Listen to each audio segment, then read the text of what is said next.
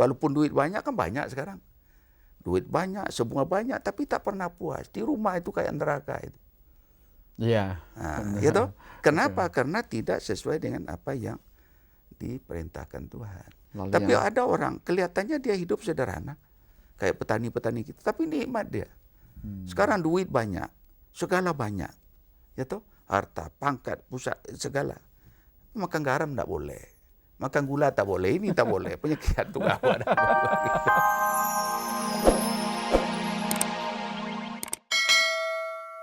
Oleh karena itu kita bersyukur kita memiliki landasan yang kuat sekali, yaitu ya agama kita, ya budaya kita. Oleh karena itu di dalam lingkup Kesra ini yang harus kita tangani secara lebih serius lagi, secara bertahap dan secara terpadu. ini Pak, kalau masalah sejahtera itu ada hubungannya dengan kecemasan, apakah hidupnya terancam atau tidak? Menurut Bapak bagaimana kehidupan masyarakat kita itu? Apakah sudah cukup terjamin semuanya terhadap keamanan, lalu masa depannya begitu?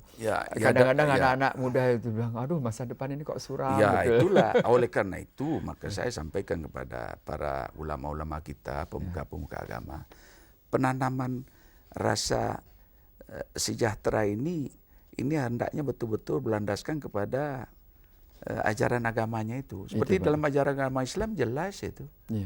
Bahwa kalau betul-betul ya sudah beriman, kemudian melaksanakan keimanannya dengan karya nyata namakan takwa, kemudian baru meningkat kepada kategori yang namakan Islam. So Islam itu kan artinya orang yang betul-betul melaksanakan yang sungguh segala perintah Tuhan, menindai dilarangnya, sehingga memperoleh kesejahteraan itu. Orang yang damai hidupnya di mana saja dia berada. Orang yang meningkat harkat martabatnya secara tahap demi tahap, kan begitu. Islam itu kan begitu. Aslama, saliman, ya toh? Salman, silmun, tasa'alaman, kan begitu. Penjelasan artinya orang ya yang demikian. Tapi syaratnya untuk mencapai tadi ya, yaitu imannya harus duduk dulu.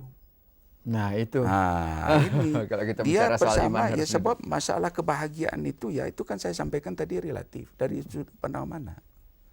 Tapi yang jelas orang-orang yang memiliki keimanan yang tinggi itu, dia ya apa saja dia ini kan, so dia sudah berusaha, semua kan usahanya itu di jalan dari Tuhan atau tidak. So apa kata Tuhan dalam ajaran iman? Umpamanya definisi orang beriman lah di dalam ajaran Islam.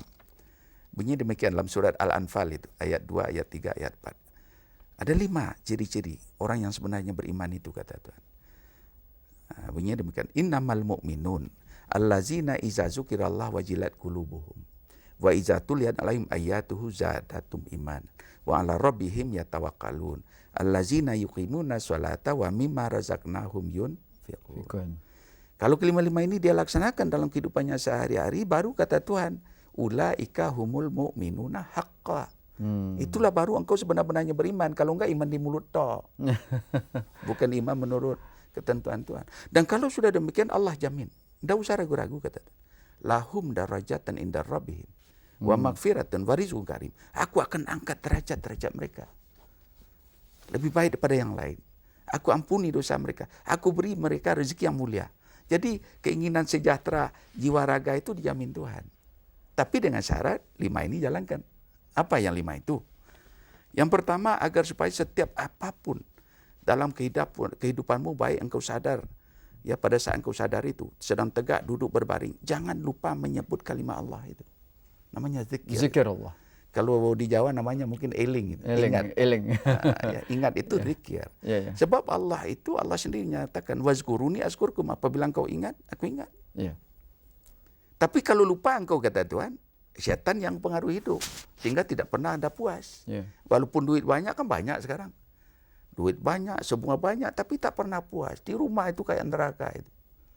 Ya toh? Kenapa? Karena tidak sesuai dengan apa yang diperintahkan Tuhan. Tapi ada orang kelihatannya dia hidup sederhana, kayak petani-petani kita, tapi nikmat dia. Sekarang duit banyak, segala banyak, ya toh, harta, pangkat, pusat, segala. Makan garam tidak boleh, Makan gula tak boleh, ini tak boleh. Penyakit jantung apa dah. Jadi bagi itu kan jangan sampai diliti terjadi. dari mana. Akan itu kata Tuhan itu. So apa? Sedikit saja engkau lupa menyebut namaku, setan. Kata Tuhan yang akan pengaruhi hidupmu. Tak pernah puas, khizik, dengki. Wa may ya'shun an zikri rahman nukayyid lahu syaitan, kata Tuhan. Fahuwa lahu karinun. Dan setan itu yang mempengaruhi hidup. Nah itu. Yang kedua? Itu yang pertama. Yang kedua adalah ilmu pengetahuan. Sains dan teknologi. Sehingga apabila dibacakan ayat itu bertambah keimanannya. Jadi ilmu pengetahuan itu mutlak dari ajaran Islam itu. Untuk mencapai kesejahteraan. Karena itu pendidikan. Sehingga kalau orang Islam itu malas belajar, itu tidak beriman ya? Sama dengan pengaruh terhadap setan lah dia. Betul ya. Atau binatang, atau ya makhluk lain lah. Nah, yang ketiga adalah tawakal. So, manusia itu diwajibkan berusaha, tidak doa-doa aja. Tapi bahwa apa yang akan diberikan Tuhan itu Tuhan punya kuasa kok. Mau nyawa kita saja bisa diambil. Kadang-kala orang menganggap tawakal itu menyerah. Itu keliru. Dalam ajaran Islam tidak ada.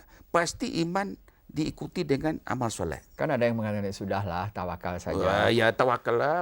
Cuma tawakal itu begini. Jangan kalau kita sudah berusaha kemudian tak dapat langsung patah hati. Timbul vuruheng atau timbul apa namanya itu, suatu penyesalan. Atau khizik, dengkilan. Nah, yang keempat, salatnya benar. Salat itulah yang menghindari manusia daripada kemungkaran itu. Ya, as-salatu tanha 'anil fahsya'i wal munkar, dari kefasikan dan kemungkaran. Dan yang kelima, ini yang penting. Setiap rezeki yang aku berikan lagi. Ini yang sulit. Ini banyak yang belum ini termasuk jadi, mungkin kata saya Tuhan juga. Begitu. Maka rusak susu sebelanga kan oleh kena nilai titik. Dalam ajaran Islam sudah jelas. Setiap rezeki, kalau rezeki itu ya uang, ya tenaga, ya pikiran, berikan lagi, ikhlaskan. Jadi umpamanya kalau kita punya uang 1.000 perak, 2,5% sudah bukan hak kita lagi. Keluarkan itu.